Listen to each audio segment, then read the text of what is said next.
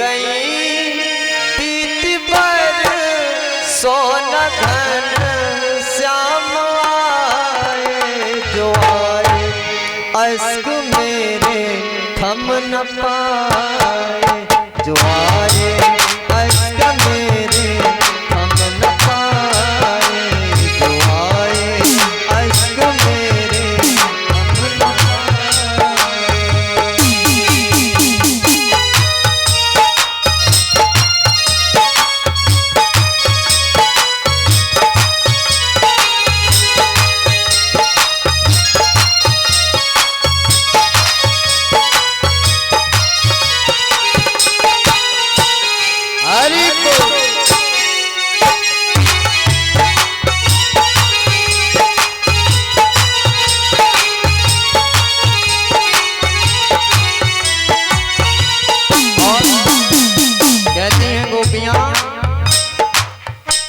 हम तो वैसे भी जमाने के सताए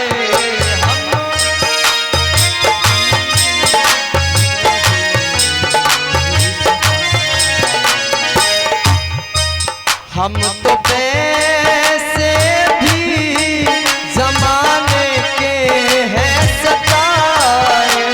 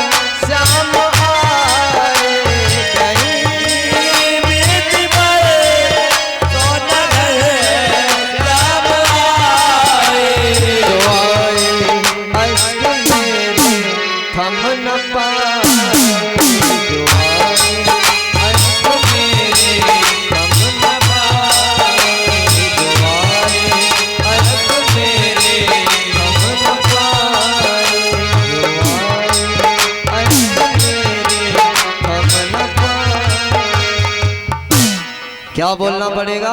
राधे। जोर से बोलना राधे और जोर से। यहाँ पर हे राजन परीक्षित, उद्धव जी महाराज ने वहां पहुंचकर जैसे ही वो पत्रिका समक्ष की तो गोपियों ने सोचा मेरे कृष्ण का पत्र आया है, तो झपटने लगी महाराज। उसके इतने टुकड़े हो गए गिने नहीं जा सकते। अब गोपियां आपस में उन टुकड़ों को लेकर जोड़ने लगती, कहती हैं हमारे मोहन ने क्या भेजा। इस जगह पर वेणु गीत, भ्रमर गीत और महाराज गोपी गीत, तीन गीतों का वर्णन है। यदि इन गीतों को विस्तार रूप से गाया जाएगा तो महाराज कम से कम 3 घंटे का समय लगता है। इसलिए इन तीनों गीतों को प्रणाम करते हुए आगे बढ़ेंगे सभी लोग। मेरे गोविंद का पत्र जब उनके हाथ लगा वो फटा, गोपियां बेचैन हुई तो अक्रूर जी मैया यशोदा बाबा नंद के पास पहुंचे, समझाया, सांत्वना दी। मैया ने कहा क्या कभी मेरा कृष्ण मेरी याद करता है? तो वो कहते हैं अरे मैया, कृष्ण सबसे ज्यादा याद तो तुम्हें ही करता है, इसलिए उसने मुझे भेजा। वार्तालाप हुआ। इधर मेरे गोविंद ने जरासंध का पांडवों के द्वारा उद्धार कराया, काल यवन का भी उद्धार कराया। परीक्षित महाराज ने दोनों हाथ जोड़े और प्रश्न कर दिया, कहा हे प्रभु, मैंने सुना है कि भगवान कृष्ण के 16,108 विवाह हुए? बोले हाँ हुए। तो बोले उनकी पहली पटरानी कौन थी? रुक्मिणी जी। मैंने सुना है कि रुक्मिणी मैया के साथ विवाह भगा के किया, और बहुत से कथावाचक भी कह देते हमारा। अब कान खोल के सुनना, भगवान कन्हैया ने रुक्मिणी मैया को नहीं भगाया, सिद्ध होगा अभी। जो लोग कहते हैं और कथा में नौटंकी भी करवाते हैं हमारा कि कन्हैया जी आगे और पीछे से रुक्मिणी का हाथ लेके पूरे पांडाल का चक्कर लगवाते, देखा हो। रूम पे आना, फिर तुम्हें कैसे लगवाते हैं हम पता लगेगा। 7 गांठ का खड़ा है महाराज, होश में रहना। कि भगवान भीष्म सुताम रुक्मिणी रुचिरा नाम राक्षसेन विद्याने उपयेम इति श्रुतिम। हे राजन सुनो, भगवान भीष्मक जो राजन थे, भीष्मक उनकी पुत्री थी मैया रुक्मिणी। इनके भाई थे जिनके नाम थे महाराज रुक्मी, रुक्मबाहु, रुक्मेश। और जिस समय ये विवाह के योग्य हो जाती हैं तो इनके पिता ने सोचा, क्योंकि भगवान का परचम चारों दिशाओं में महाराज लहरा रहा था, तो सोचा कि कृष्ण के साथ ही विवाह करेंगे। तो रुक्मिणी मैया के अंदर लालसा थी कि मेरा विवाह कृष्ण के साथ हो। लेकिन उनके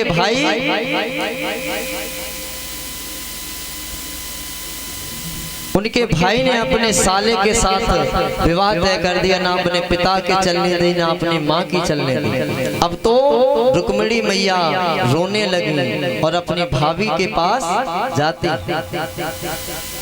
तो उन्होंने सांत्वना दी, कहा शांत हो जाओ।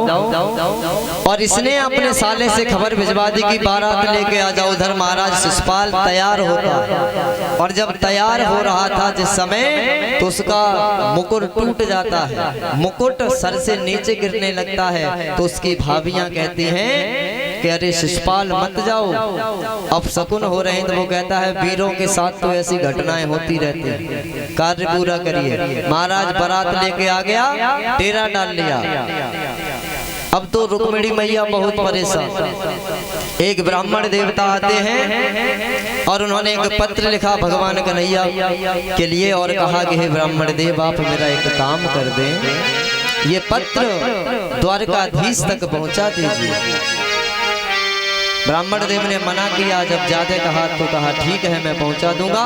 ब्राह्मण देव द्वारका नगरी में पहुंचे, भगवान कृष्ण से मिले और पत्र दिया। और जैसे ही देखा कन्हैया जी को, तो ब्राह्मण देवता ने मुंह बनाया मारा। बोले रुक्मिणी इसके लिए रो रही थी, ये तो काला कलूटा है। और रुक्मिणी कहाँ सौंदर्यवान, इसके लिए रो रही थी। पत्र पढ़ते ही मेरे गोविंद ने पंडित जी से कहा, पंडित जी सुनिए। बोले क्या? कि आप 2-4 जगह जाने में बैठना, क्योंकि हम ऐसे नहीं निकल सकते थे, दाऊ जी हमारे निकलने नहीं देते हमें। बोले अच्छा। जैसे ही पंडित जी 4 कदम चले फिर बैठ गए, फिर उठे, फिर 4 कदम चले फिर बैठ गए। भगवान बोले दाऊ? बोले हाँ, पंडित जी का स्वास्थ्य ठीक नहीं है, आपकी आज्ञा हो तो मैं रथ में बिठा के छोड़ आऊं। बोले ठीक है, जल्दी जाओ, छोड़ के वापस आना। बोले ठीक है। तब भगवान ने पंडित जी को बिठाया। आने की क्या महाराज, रात ही रात में वायु वेग के समान जो घोड़े लगाए थे अपने रथ में, एक रात के अंदर विदर्भ देश आ जाते हैं, द्वारका नगरी। और पंडित जी से कहलवा दिया कि जाओ कह देना रुक्मिणी मैया गौरा पूजन के लिए जाती है, मंदिर में खड़ी हैं। और जैसे ही परिक्रमा की तो क्या देखा कि कोने में मेरे श्याम सुंदर खड़े हुए हैं। देखा तो मैया वार्तालाप करने लगी। भगवान बोले ऐसा है, यदि मैं आगे जाऊंगा तो मैं हूँ ब्रह्म, और जब ब्रह्म जीव के समक्ष जाता है तो उसके सारे बंधन कट जाते हैं। मैं साफ साफ नजर आऊंगा और तुम हो माया, तुम आगे आओ। और माया को देखकर मनुष्य की आंखें महाराज चौंधिया जाती। इतना तेज उत्पन्न किया मैया रुक्मिणी ने कि कोई लक्ष्मी स्वरूपा, और आगे बढ़ी तो महाराज पता भी नहीं चला। जितने सैनिक लगे हुए थे उनके सरों पर पैर रखे मेरे गोविंद और रुक्मिणी मैया रथ में पहुंचे। जैसे ही देखा कि ले गयो सांवरिया, अरे उठाए के ले गयो सांवरिया। रुक्मिणी हो रुक्मिणी हो रुक्मिणी रथ में लई बैठा, उठाए के ले गयो सांवरिया। हो रुक्मिणी रथ में लई बैठा, ओ ले गयो सांवरिया, उठाए के ले गयो सांवरिया।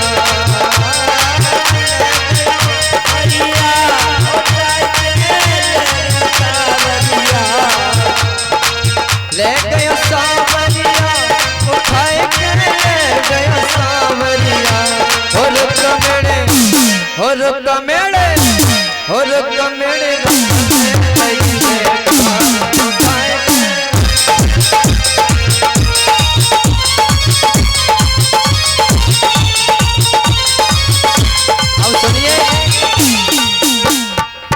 आप लोगों के मन में शंका हो रही होगी कि अभी पंडित जी ने कहा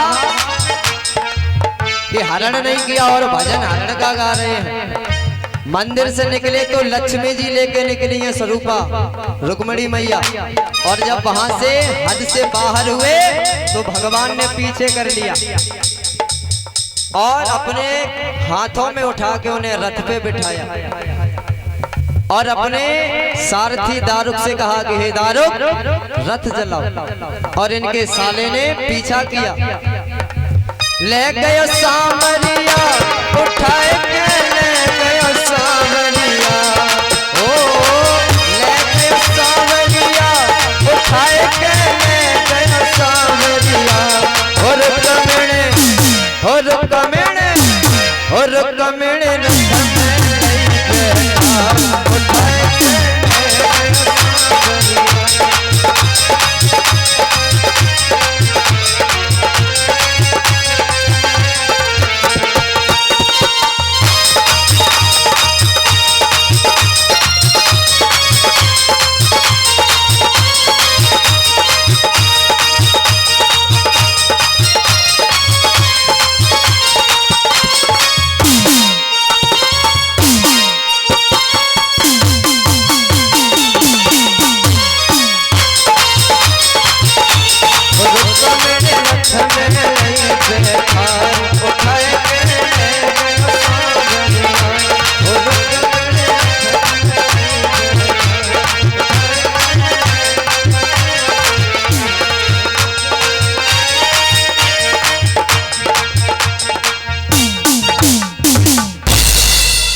द्वारिका नगरी में पहुंचे, वहां पर मेरे ब्रह्मदेव ने स्वयं आकर के भगवान कृष्ण और रुक्मिणी मैया का विधि पूर्वक विवाह का कार्य किया।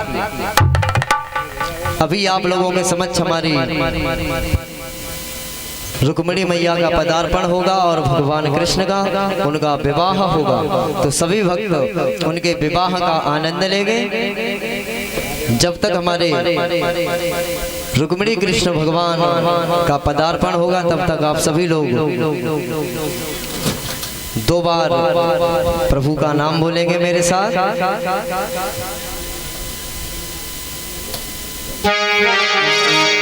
हरि गो